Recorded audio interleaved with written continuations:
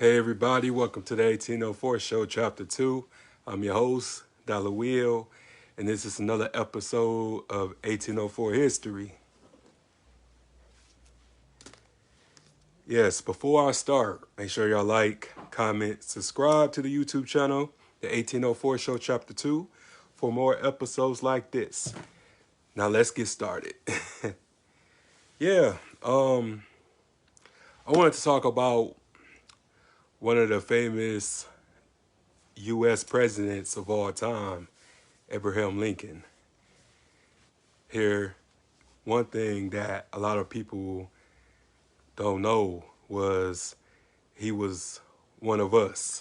He was copper colored. He was now what you would say black. He was a black man. And a lot of people were past. Well, I would say like a lot of people was passing. And then there was a lot of people who was also whitewashed as well. And he was whitewashed. I don't know whoever that paid actor was who was portraying him, but he was not the real Abraham Lincoln. And Abraham Lincoln wasn't the 16th president, what we was taught in the public school system or the school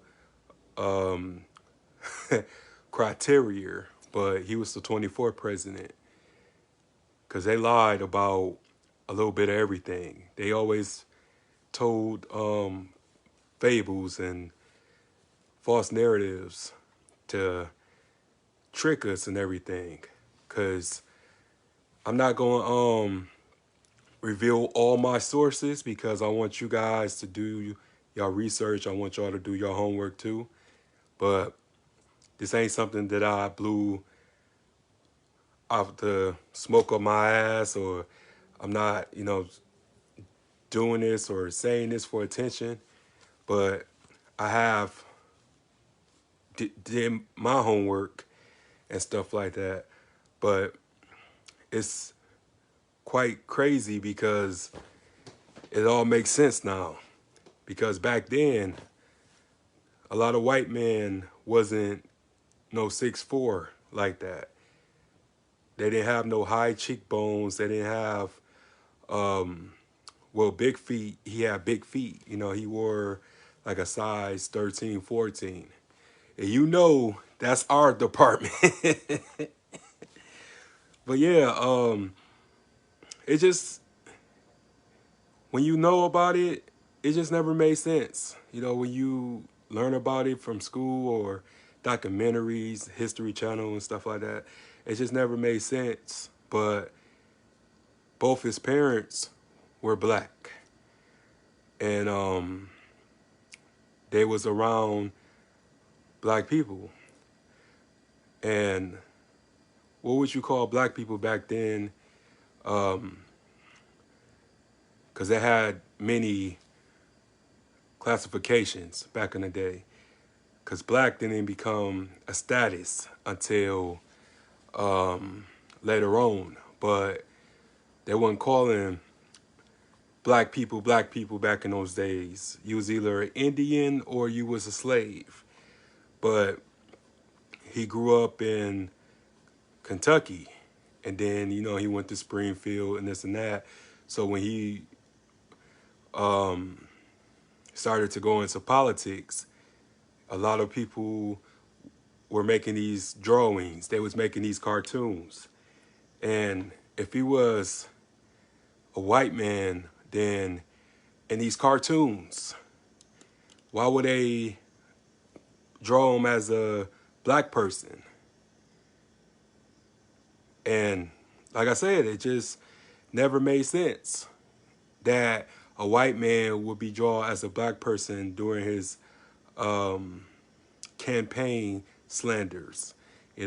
Just like the stuff that goes on now. With someone running for office and stuff, they like to discredit their candidates and stuff. So it was like the Democrats was discrediting him, and they would have these drawings, they would have these pictures that they drew of him.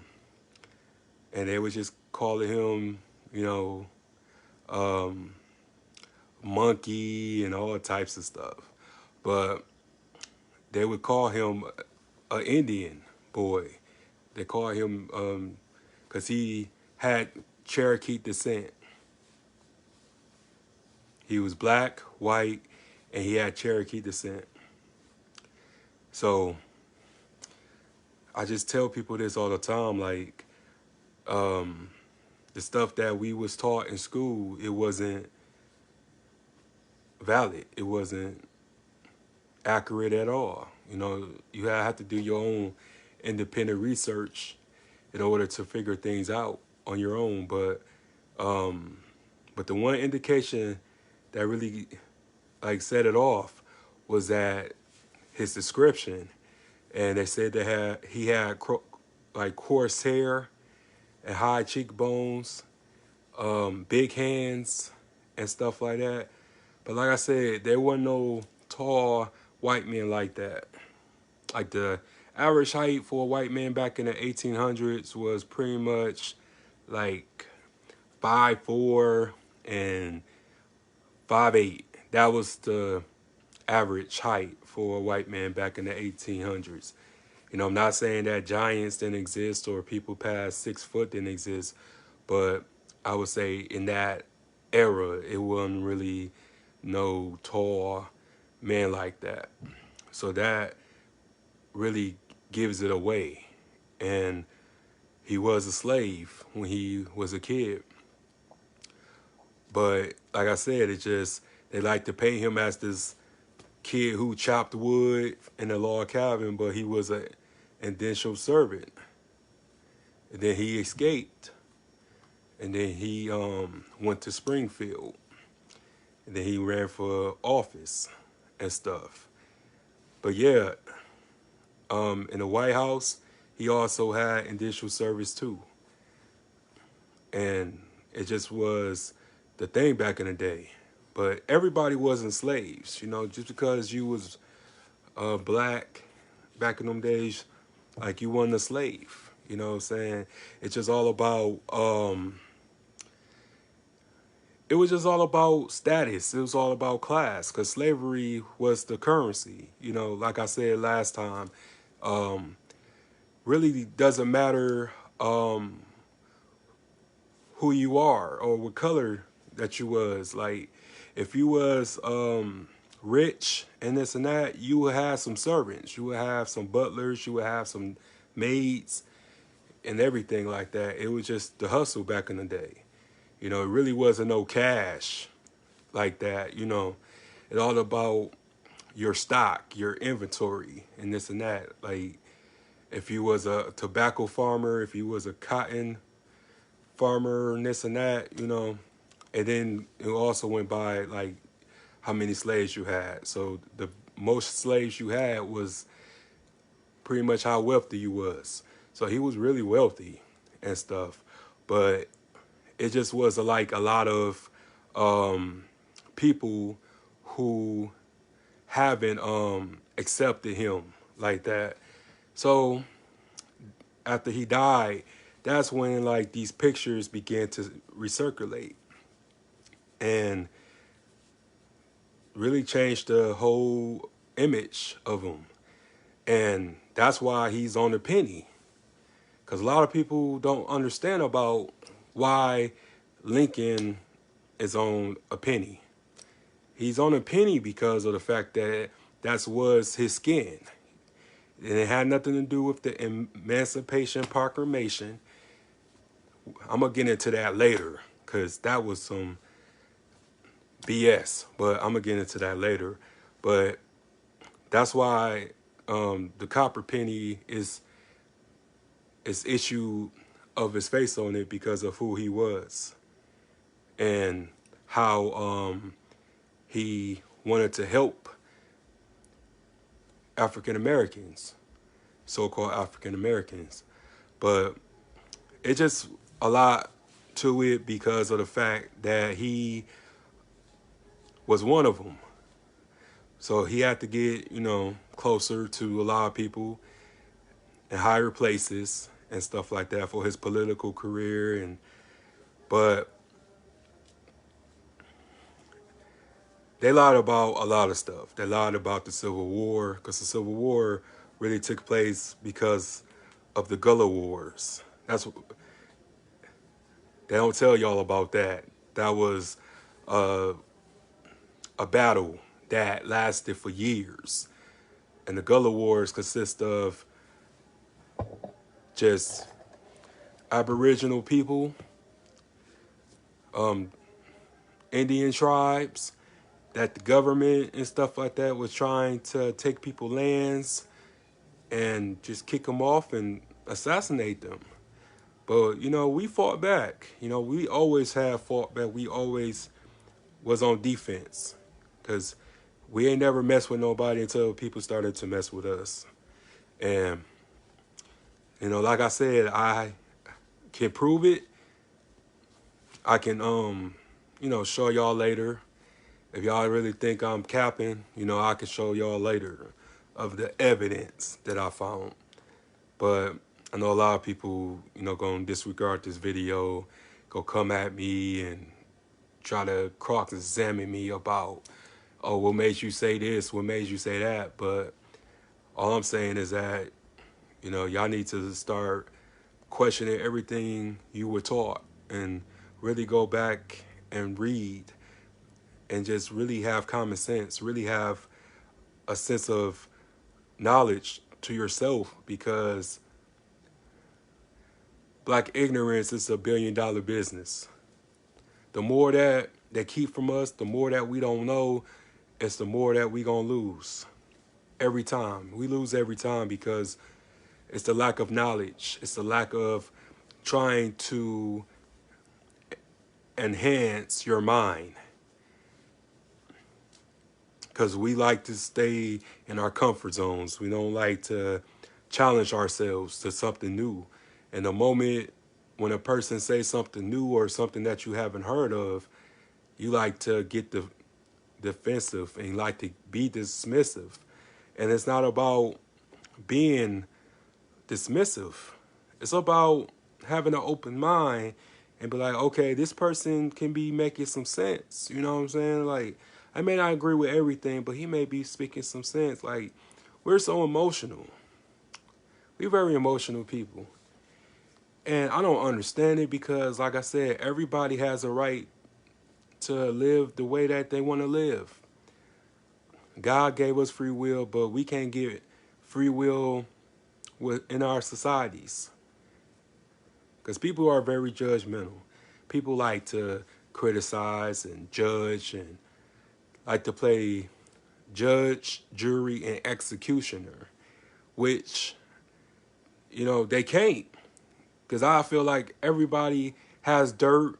Nobody's perfect. Everybody just like to, attack one another because it's easy to attack. It's not easy to learn something. It's not easy to, compromise. Because, we all have our own way of living and adapting and adjusting. But it's just, I have never really seen so much turmoil with words. People be ready to attack you because of what you say and how you think, instead of trying to just learn and then just try to apply it to their own selves. But we just need to realize how great we are, and realize how many people that they whitewashed and how many lies that they have told in these history books. I think we should burn all these history books, because there's no 100% accuracy in them. They lied so much about who we are and what we done to this country, or how we contribute to this country. We built this country. We fought in every war, every war. in this country. We fought and died. A lot of us died for trying to vote, for trying to go to school, for trying to be accepted. A lot of people died for taking promotions at their jobs, moving into a new neighborhood. They died. And it's just what pisses me off is that today, in this era, we would have so much energy, we would have so much fight to attack one of our own, instead of using that same energy to apply it into making us better, into making us greater. Like, I can't even say that the white man is holding me back, because it's my own people holding me back. People like to play victimhood, but yet y'all okay, y'all green light the fuckery. Y'all green light snake shit, sucker shit. Y'all green light snitching. Y'all green light blackmail. Y'all green light humiliation. Y'all enjoy to watch somebody be humiliated. But what, somebody feel sorry for you when you go through it, when you have to reap what you sow. But yet, it's just no accountability. There's no responsibility. Everybody just doing all this other stuff. But yet, you know, there's no integrity. There's no apology. There's no sincerity. Like I said, I know what's going on. I know what it is. That's why, like, in public, I don't talk about my own people. I don't hate on nobody. Because it's hard being black, period. It's hard being individual that when you was born, you didn't have anything. You had to start from scratch. You had to start in the negatives. When everybody else, you know, they was set. Even immigrants, when they come over here, they set. Because they already have somebody from their family already over here with the blueprint. And they can just come over here from a boat, from a plane, and they can get put on. But yet, us as black people, we have to start from in the negatives. And then when we have a little something, people entitled and thinking that you owe them something. They think, oh, you supposed to give me this. Oh, I helped you when nobody else helped you. Like, but you ain't helped me get to this point. You may help me a little bit, but you didn't sacrifice anything. I've been sacrificing a long time. But yet, it just be a whole lot of people just want to be right, have this opinion, and think everybody's supposed to follow their opinion. And again, I don't expect people to follow me. I don't expect people to understand me. If anything, just respect me. You know, respect that I'm doing something for my people. You know, at the end of the day, like, I'm not racist, but I'm black first. But I love all my people. I respect everybody. You know what I'm saying? Until people start disrespecting me, then that's when I start cutting motherfuckers off, because everybody ain't good for you. You know what I'm saying? Like, I can read right through certain people, and I don't have no hate for you. You know, it's love, but, you know, I gotta love you from a distance. You know, just stay away from me, because you're not trustworthy. Your word is not bond. And once you break your word off with me, you will never speak to me again. You will never see me again. But other than that, I'm just trying to do something for my people, because somebody has to be the one to be the sacrificial lamb. Somebody got to be the one who can't be afraid I'm not afraid. I ain't got nothing to lose. I lost everything, but I ain't lose my mind. I ain't got nothing to lose and nothing to prove. I have proven to myself that I can turn myself into a businessman. I could turn myself into a podcaster. I could turn myself into a historian. I could turn myself into a rapper. I could turn myself into an author. I ain't got nothing to prove to nobody. If anything, I'm just trying to grow. I'm just trying to boss up even further. You know, I'm already here. You know what I'm saying? I ain't gonna always be in my living room because I have big dreams. I have huge, huge possibilities. And I'm not allowing anybody to dictate what I got going on. Like for the people that like been here from the beginning, who had watched me air my first episode and still here, you know I don't talk shit. I just being honest. And my city still don't want to give me credit. I have impacted and inspired so many people. It's just because it's not cool, like it's not popular to say, oh, nobody interviewed me before the 1804 show and stuff like that. Like they like to count me out, they like to have amnesia and stuff. I gave a lot of people their first interviews and I don't even get a thank you. I don't even get a, a shout out. But like I said, I ain't worried about that. I like to be honest with people because I want somebody to be honest with me. I don't want people to owe me anything, but it's just the right thing to do. If you have some morals, if you was raised right, then you would do right. You know what I'm saying? You would do right by people if you was raised right. If you came from a good, positive upbringing, then you would like to bring your people up, especially the ones who's, doing something good. I'm not perfect, you know. I feel like I have been very honest with a lot of people. I said a lot of things that I shouldn't have said.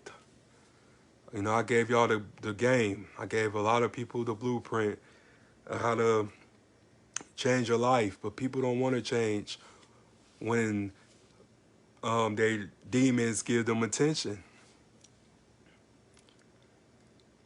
When their flaws give them likes and validation.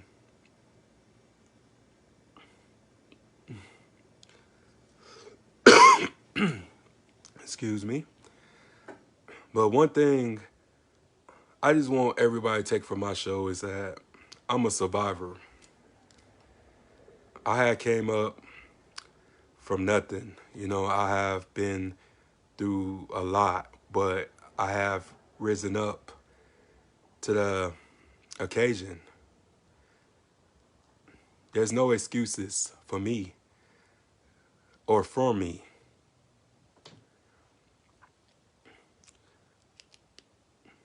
I don't regret nothing.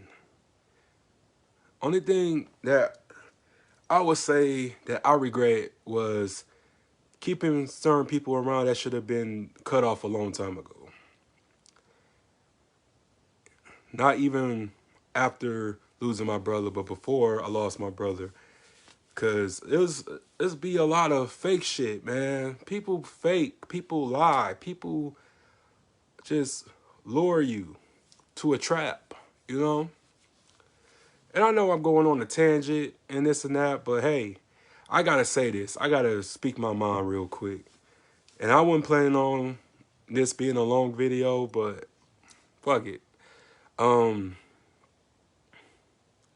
just try to be a person that like a young kid can look up to. A young person can learn from, man, woman, or child can learn from. Because I always been wise beyond my years. I always experienced things that I shouldn't had to experience. But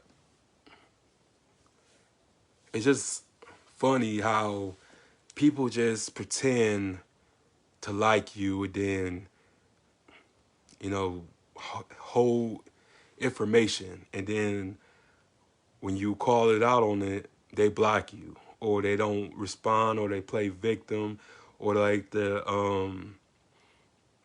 manipulate you, gaslight you. But hey, it is what it is. Like, I have done a lot of good, even when I was like hurt. You know what I'm saying? I had hurt people, because hurt people, but I done some good.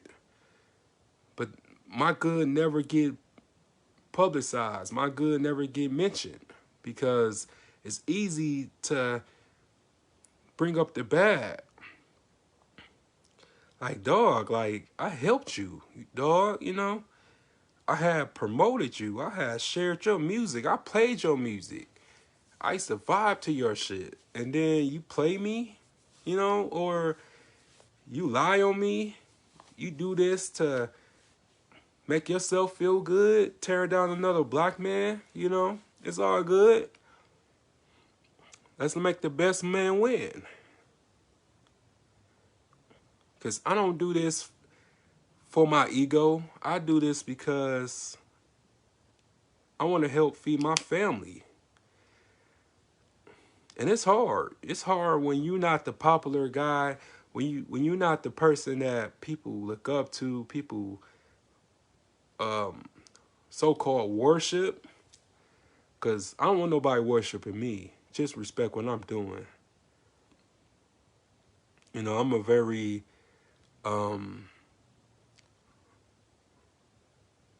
humble, positive guy.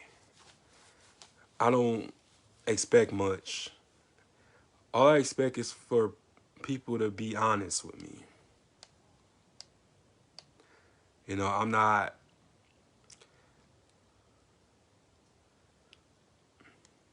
no snake. But so many people just like disrespect me and all this other stuff, and come at me like I'm an idiot and shit. I ain't no fucking idiot. Like, a person who did over 300 episodes of a platform ain't no fucking idiot. So don't come at me like that. And I did all this shit with my head, freestyle every episode. I ain't never wrote anything down. This is all coming from the dome all the time.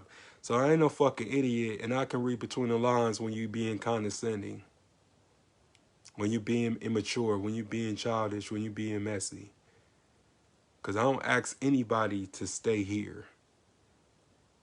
You can go anytime you want. I ain't holding you captive. This ain't no cult. If anything, this is a free zone. For social media should be a place where you can go to escape from reality. You shouldn't have to be a defendant on social media. You shouldn't have to defend your case, or you shouldn't have to give your testimony to how you feel.